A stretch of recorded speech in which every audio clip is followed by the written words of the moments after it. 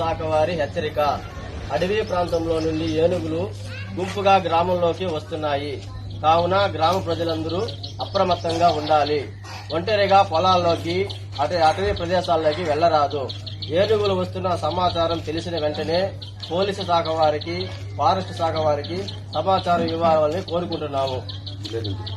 సింగరామాపురం, ఎల్లంపల్లి, కుండిటి గ్రామంలో నివసిస్తున్న ప్రజలు ముఖ్యంగా చాలా అప్రమత్తంగా ఉండాలని మరీ కోరుతున్నాము.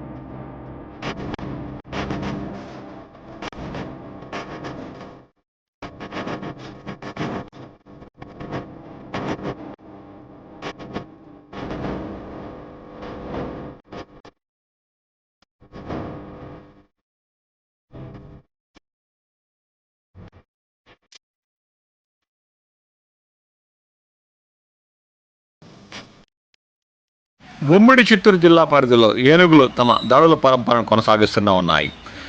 చంద్రగిరి మండలం నాగపట్ల ఫారెస్ట్ రేంజ్ పరిధిలో తిరుగుతున్న ఏనుగుల గుంపు మరోసారి స్థానికులకు భయాందోళన గురి చేశాయి. గత రాత్రి భీమవరం, కొండ్రెడ్డి కండ్గ పంట పొలాలకు చేరిన గజరాజులు వరి, అరటి పంటలతో పాటు టేకు చెట్లను ధ్వంసం చేశాయి. ఆంజనేయ స్వామి ఆలయం గేటు వరకు చేరడంతో గ్రామంలో ఆందోళన నెలకొంది. ఎప్పుడెప్పుడు అవి గ్రామంలో చొరబడి మనుషులపై దాడులు చేస్తాయా అన్న ఆందోళన స్థానికుల నెలకొని ఉంది.